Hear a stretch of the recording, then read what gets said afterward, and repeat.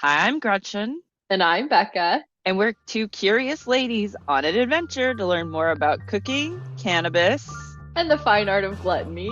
Join us every 10 days or so as we get high and make our way through a recipe. Step inside and let the consumption begin.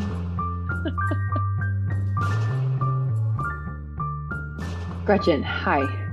Becca, hello. How are you? I'm okay. We have severely underestimated how long our prep time would take for us to get to this point of hitting record.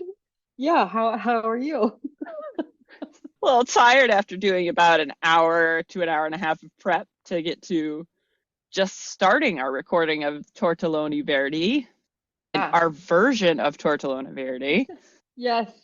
We have taken a lot of twists and turns already to get to this point before we've even really started what we're doing. Because once again, we're cobbling things together. We have found a couple of recipes that we like, but made a lot of substitutions on the ingredients of that recipe, those recipes. Here we are. We'll get into all of that in a minute, but we are making pasta.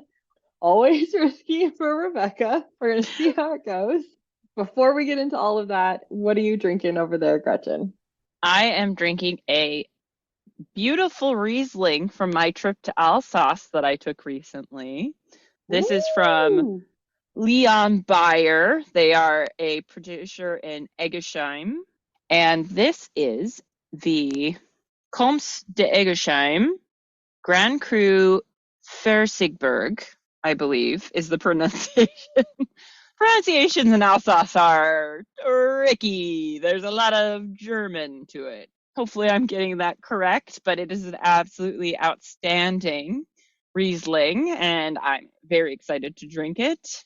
What are you enjoying, Becca?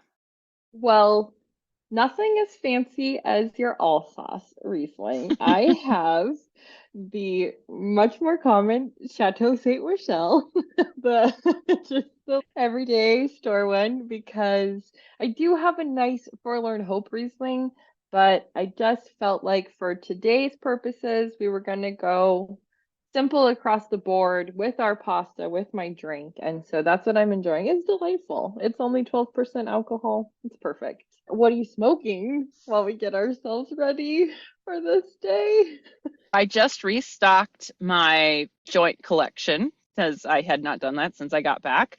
Had really bad allergies, so I haven't felt like smoking until the end of this week, really. I've got from the Jeter brand, Baby Jeter joints, Berry Punch, which is a new one for me. These are not infused. They do specialize in infused product, but this is not infused, which was nice because I got six of them in this jar instead of five. You'll take it. Yeah. What are you enjoying today? I've got some Macmo strain from the Real McCoy, and this is Mm. they have a grow operation in Nevada, and they do hydroponic growing, which is pretty cool. And this one has caryophyllene, limonene, humulene, myrcene, and a 29% THC, and then a little bit of CBG. So very excited about this.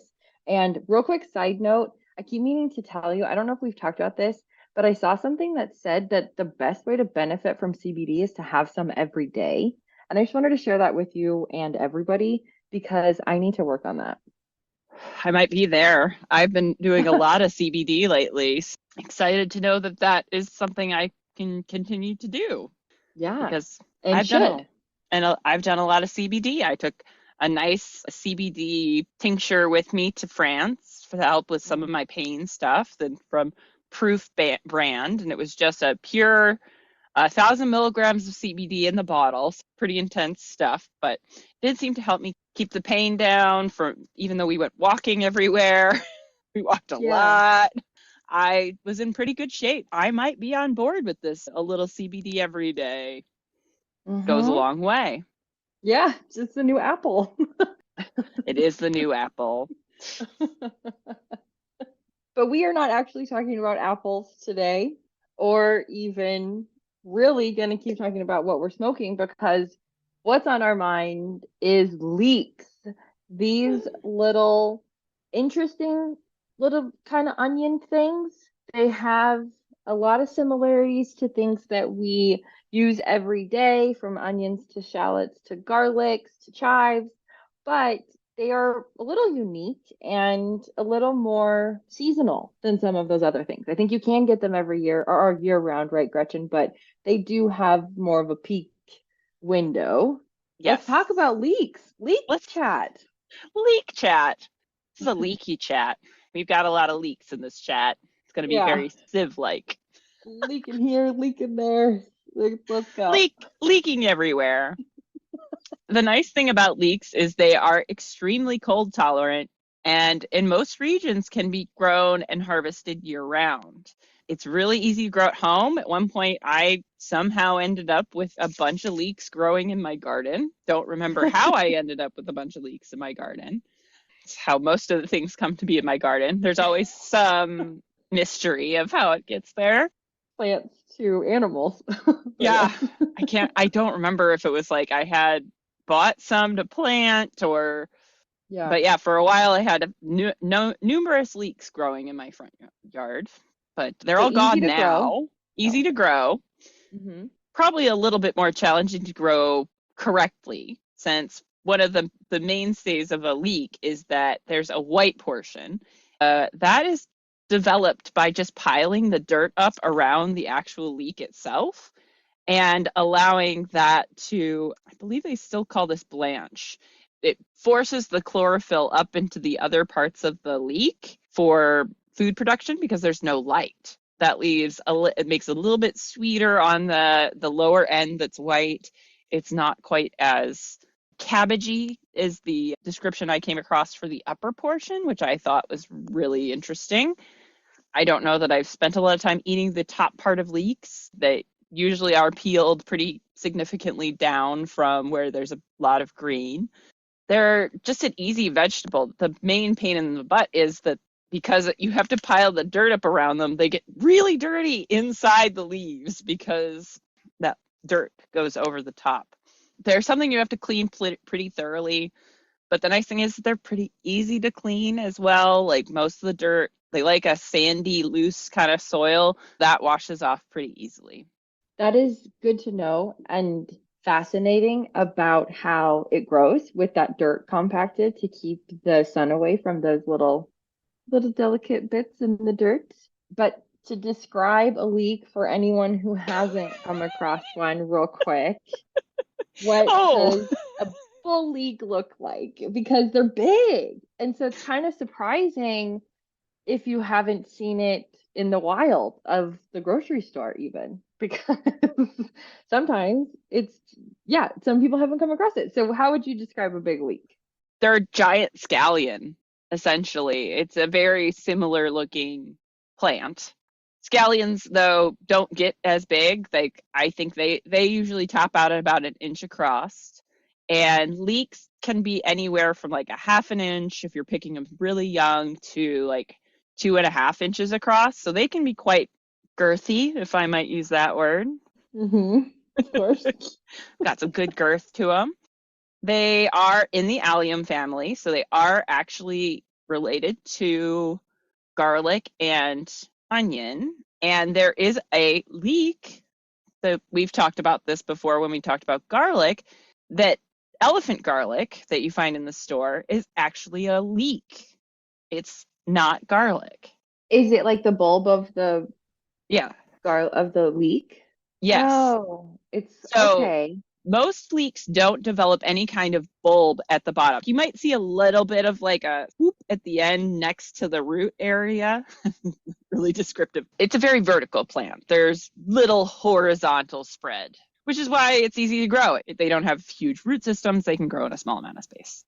Okay, that makes sense because even though they are can get a little bit wide, they're not nearly the same width as like a celery. No, Talking about since we talked about celery and celery root last week, but it wouldn't be as wide as that. So you could get a lot in one space.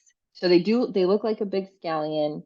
They've got a little bit of root system at the base, like Gretchen said, and then the bottom I think kind of does look like a celery base almost. It's white and one unit, And then as you go up the stalk towards the top, it starts to turn a light green as you go. Hmm. And then as you get more and more higher, it gets darker and darker. And so you're saying that's that chlorophyll impact, like the higher the plant part is, the more sunshine it's getting. Yes. Okay. So it's getting darker. Right. Yes. Okay. That's supposed to be the star of the day. And do you want to say how we're going to use it? Since we're not Well, using all of that, even though we have described this big plant, this big thing. so I did end up using the tops of mine as part of the pasta dough that we're going to make. We're making a green pasta dough. So this is also a little bit new for us because it's a green pasta dough. I've never made one of these. So, and we have already, as we said, done quite a bit. So we have a lot to talk about.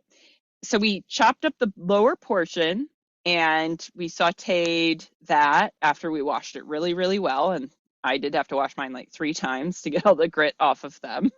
Packed in dirt. Yep, packed in dirt. The lower white portion went into the cream sauce. We just sweat those out lightly and then added some stock and then pureed that. And so it's sort of a creamy white sauce. The upper portions that are green went into making our green pasta dough, or at least mine. Becca's didn't end up going into her pasta dough, but that's okay. She's got the leek sauce and a little bit of leek in her filling as well because we are making a tortelloni.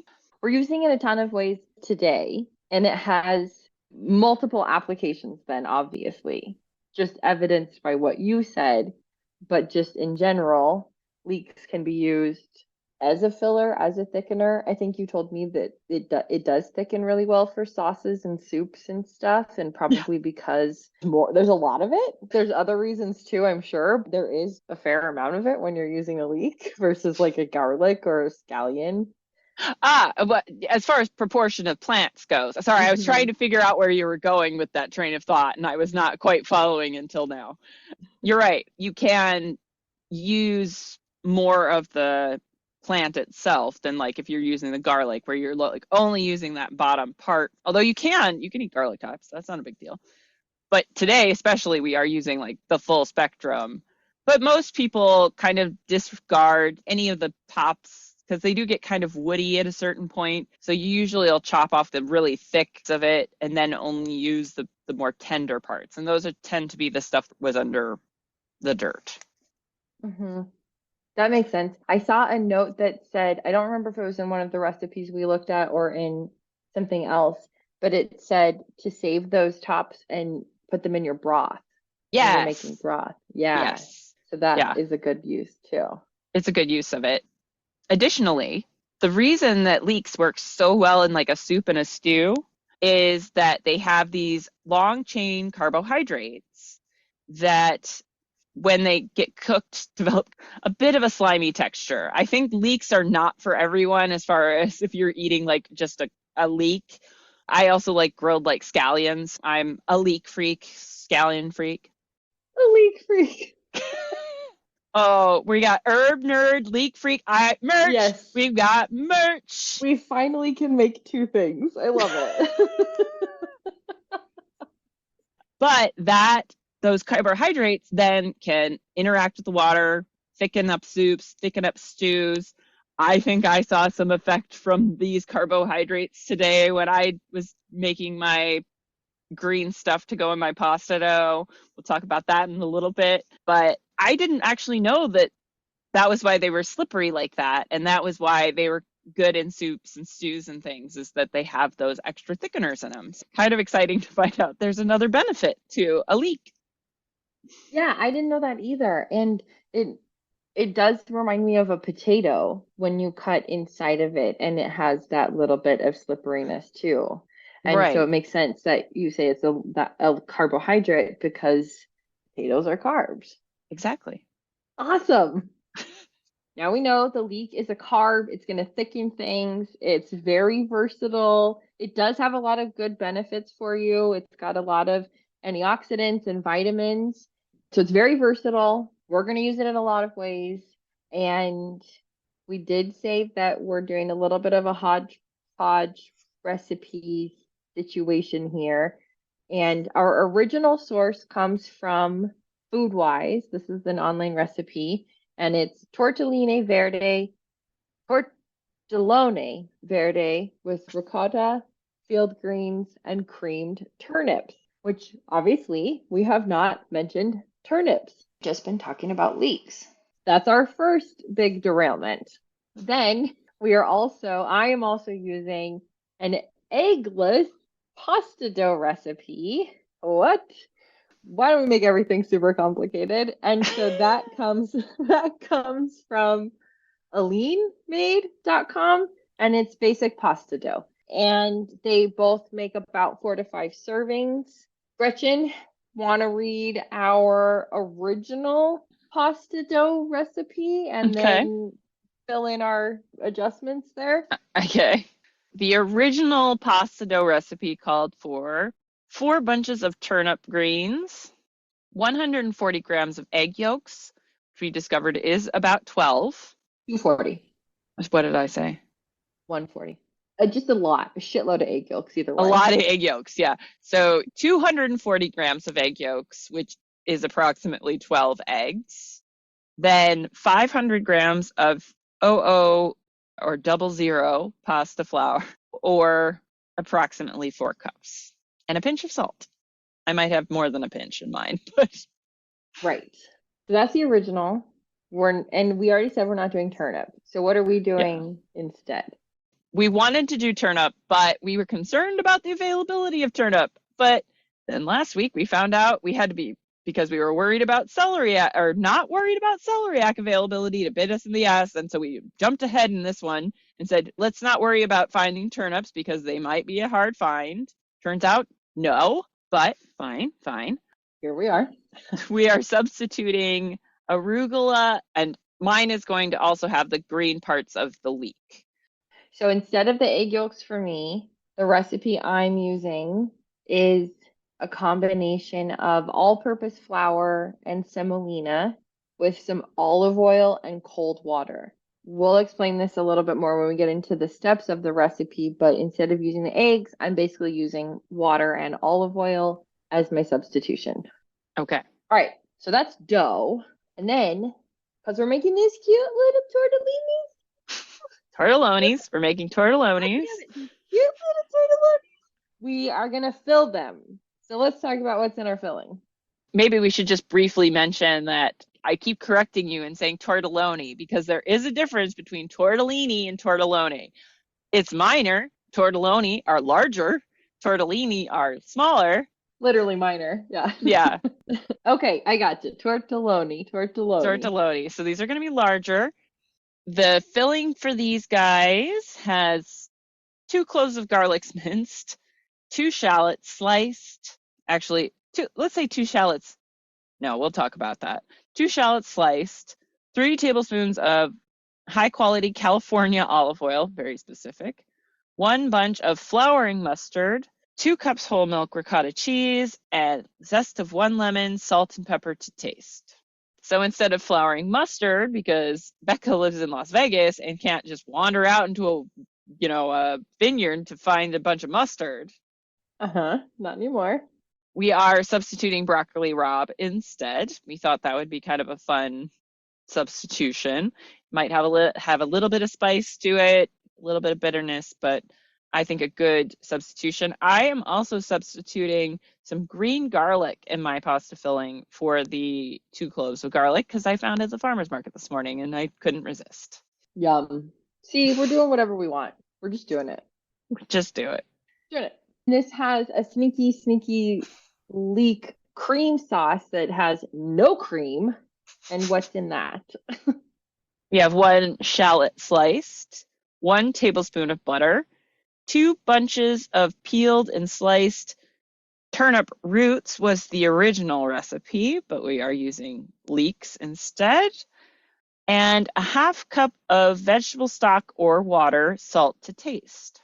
Leeks everywhere, like we said. I ended up putting leeks into my filling on accident and not my dough, so that's also happening. We are all over the place. But should we say what we've done now, or should we talk through the steps. Let's see what we've done because that'll give them a good idea of like what steps are involved. Hmm. We started by blanching our greens for the pasta dough and then blending those with our respective liquids. Mine was the egg yolks and yours was the water. So you have a Hmm. very nice, bright green, beautiful, watery substance. Very And I thin. Yep. very thin. I ended up making an egg foam by mistake. I think our friendly little carbohydrates and leeks probably contributed to this situation. I'm real intrigued to see what happens with this pasta dough when it comes down to it. Hmm. Might We have have to the make a bit of exact a opposite. Yeah. yeah, we have the totally opposite. You're like, this is so thin. And I was like, that's probably a good thing because look, I made fluff. We did puree our Okay. respective liquids and then strained them through a strainer, a mesh Fine strainer, strainer, yes. fine And strainer. I nearly lost my mind trying to get my foam to go through the strainer. Lots of scraping. Lots of scraping. We have also made our cream sauce already. So we started by sauteing, we sliced our leeks so they were all sliced up, washed them, then dried them as thoroughly as possible, sauteed the sliced white parts in some butter, and then with the shallot, added the stock, and then pureed that with a stick blender.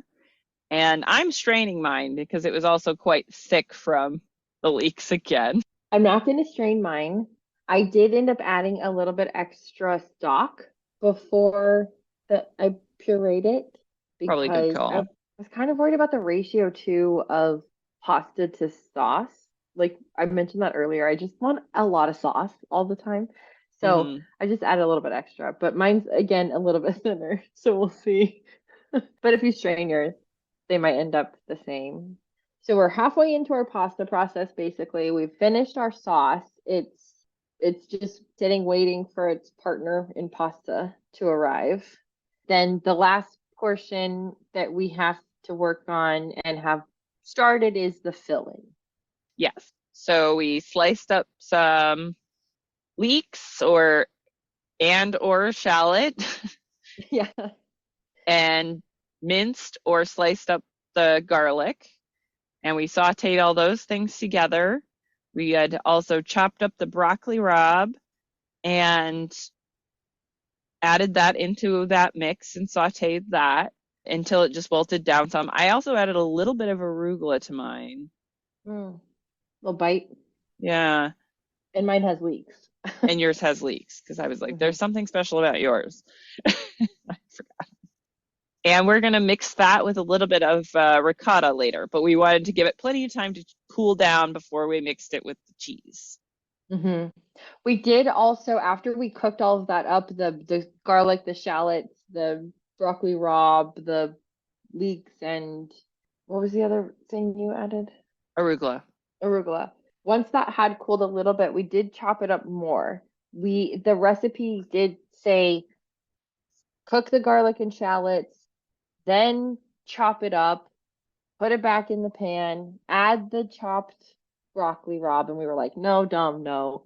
And then later we were like, oh, this is the filling. We actually don't want like a big piece of leek in one of the tortellonis. We did chop all of that up, and it is in the bowl, ready to go, waiting for that ricotta to join. Yes. That took a long time. Yeah. That took like forever. It was a lot of chopping. It was a lot of me asking Gretchen, like, what part of the broccoli rabe do we use? Which also, by the way, we both got rapini, and I guess that's the same thing as broccoli rabe, but I did not use that center, more fibrous, thick part of my broccoli rabe. I just used the leaves and the florets, and Gretchen's wasn't as woody, so she used a little bit more of hers. But otherwise, like we said, that's a lot. Now that we have caught everyone up to what we've done, what are we going to do when we move into the kitchen? So we are going to start by making our dough. And that is getting our green liquid base out of our refrigerators We're going to mix that with our flour. You are going to need yours in a mixer, but I'm going to need mine by hand because I love doing things the hard way. Mm-hmm. Mm-hmm. Once we've mixed that up and taken it to a nice smooth texture, that needs to sit for at least 30 minutes before we roll it out and fill it. We're going to take a little break at that point and give that dough a rest. Then, when we come back to the kitchen after that rest, we will make our filling and then we will roll out our dough and fill. And we'll have to cut out little rounds because it likes the little rounds. Then we're both going to take our first attempt at folding a tortelloni. Yeah, how would you describe it? Like a crescent moon with a little cap or little hat, You, a little yeah, it ends up looking whatchamacallit like a hat. little hat. Yeah. And yeah, it's going to have a bit of a rounded top, and then you bring the two ends in. You're going to want to get the filling like really, really into the center of it as well. That's another Mm-hmm. reason it's a good thing to chop things a little bit finer just to make it easier to make that shape. Mm-hmm. You have to seal the half circle first, and then we'll bring the little arms together to make the little hat. Okay. Yeah, little folded hands underneath. Mm-hmm. We'll see how that goes. Everything, like we said, is taking way longer than we anticipated. Let's hope that trend does not continue. But from there, it should be quick. Once we've rolled it out, filled it, made our little cute little hat hand shapes, then they cook super fast in boiling water, and we just throw them into that sauce that we've made. Yep. A little light Okay, saute at the very end in the sauce, and yum, yum, yum. yum yum yum. World level? I say this is a world level 3 just because it's a bit fiddly. You got a lot of steps. It's going to take some patience. And as Becca knows, pasta dough can be a little bit of a challenge sometimes. Ugh. It's like caramel. You just never Like know sometimes. we all have our kitchen nemesis. Nemesis? Hmm. Nemesises? Nemesis. I think nemesis. Yeah. We are also using a rolling pin or a pasta machine to roll out our dough. We have already used a blender and a food processor and an immersion blender. We have also used a small pot, a saute pan, a fine strainer, and we will use a large pot and another saute pan. Ugh, the dishes. World The level dishes. 100 for the dishes. Oh, the dishes. Oh, the dishes. Okay, I, let's do I this. We're so fucking ready to roll out. Or to we haven't even, we don't we're not even like we're at like negative steps still. So let's do this. let's get out there. Okay. Okay, to the kitchen we go. Welcome to Onion Land. We've moved to the kitchen and it is full of onion smell. Full of onion.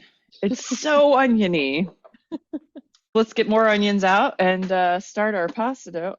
So now we add our foamy or thin liquid component to our dough. I'm going to do a stand mixer. Mine says knead at low speed for 8 to 10 minutes, and Okay. you're going to hand knead yours. So we will probably do another see you in the future situation. Yes. Okay. Yes. Future, we've kneaded. I didn't need anything. I watched kneading happening. I watched Gretchen kneading. I watched my stand mixer kneading. But how did it come together for you? Pretty good. I wish the color was a little more intense. I think the leeks have caused some problems with the water, the greenery going through and etc. Not as green as I was hoping for on my pasta, but this is where we are.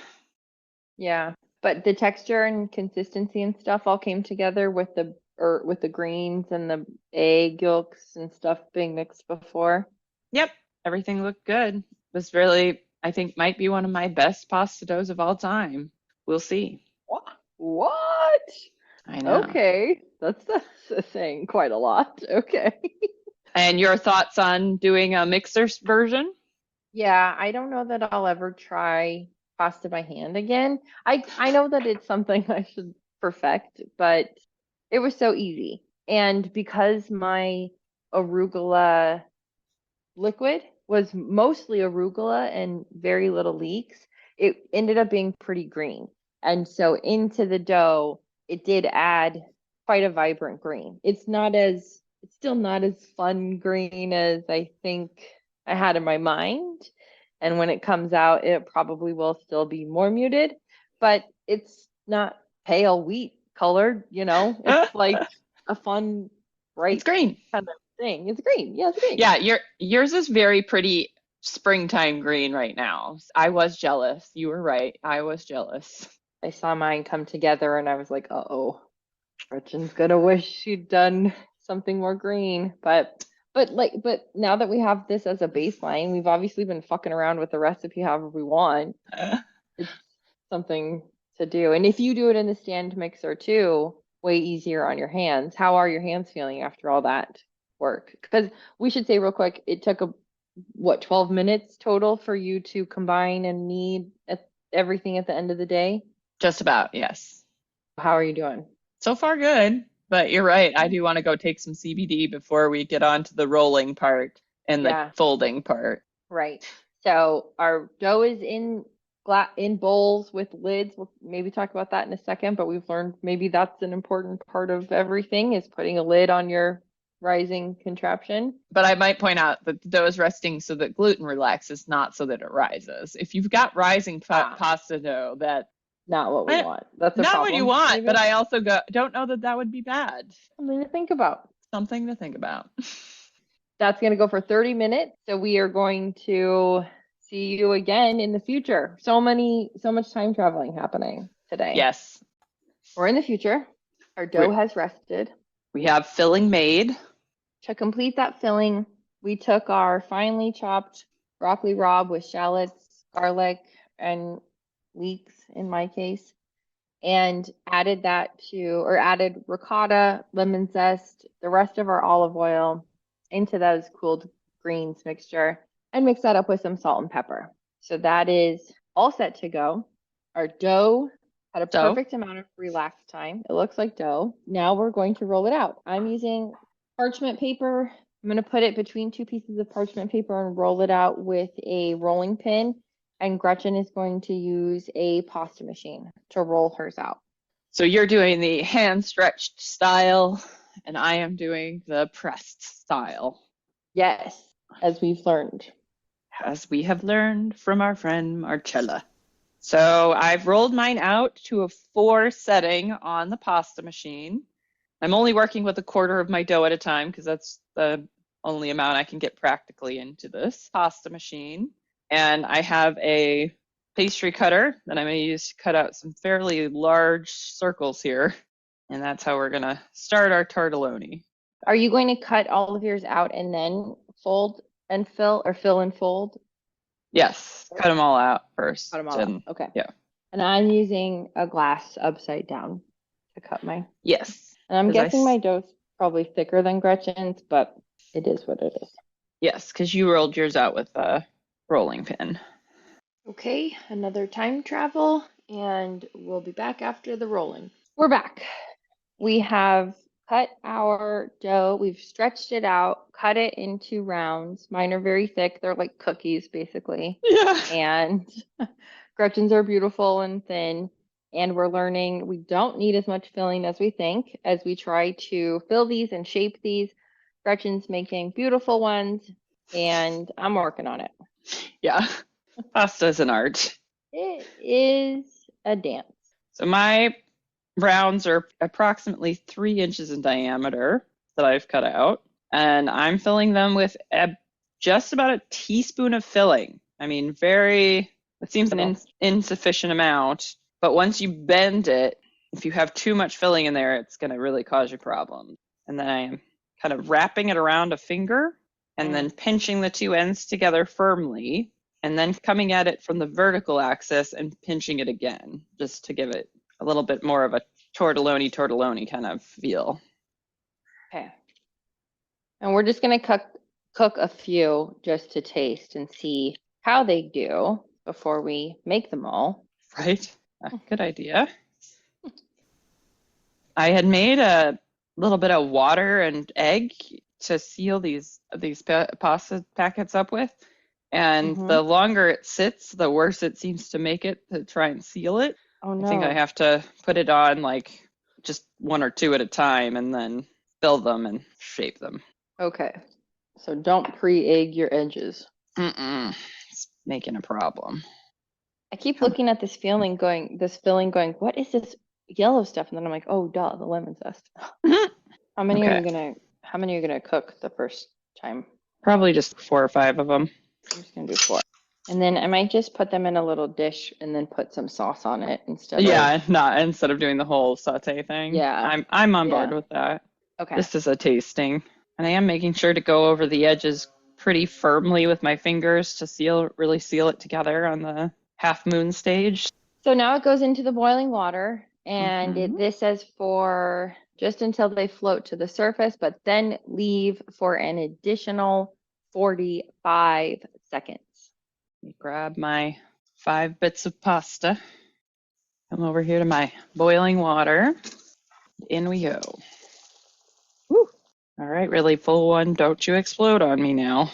I know, mine are so thick. I feel like they're gonna have to cook for a little bit. I've got a floater. Already, okay. Oh, oh, here comes another one. Oh, oh, Wow. oh. Oh, there's number 3. And number 4 keeps coming up and down. Not really sure what's going on with number 4. I'm cooked, I'm not cooked. I'm cooked, I'm not cooked. All of mine are sitting at the bottom of the pool contemplating life, it seems. I do have the one with the most filling, which was the last one I put in, is definitely contemplating life at the bottom of the pot. Nothing's coming out of it so far, knock on wood. Yeah. That's good. And it's I staying got relatively green. How's the color on yours? it looks like pasta with a little bit of herbal flecks in it. Not exactly. Fine. I'm gonna guess mine have been floating for 45 seconds, except for that last one. Also bought some pecorino romano to put on them because I thought that sounded good. Yeah, that does sound good. It's good. Good? Mm-hmm. It's delicious? It's delicious. Wow. Okay. All of it, every part of it is something Yeah. missing. Cheese. I haven't put any cheese on it, but that's all. The filling's good. Filling is good. I probably could have left them in for a little bit longer after they floated, Mm-hmm. but otherwise, really good. Awesome. I'm happy with this. This is good. That's great. Finally have one kind of floating. Is it going up and down like my 4th one? Do you think no egg makes a difference in the floating capacity or no? No, it should be size and the dough. Oh, yeah, tremendous success, I say. Yay. Got some floating happening for a little bit here. So, okay, I pulled mine out. I topped it with the sauce. I cut one in half because it's so big. So I'm about to bite into it now. It's so hot. Too hot. Hold. I know. Oh, hold. It's very good. Mine's a little bit more dumpling than tortelloni, but it's very good. Yeah, I can see that where as thick as your dough was.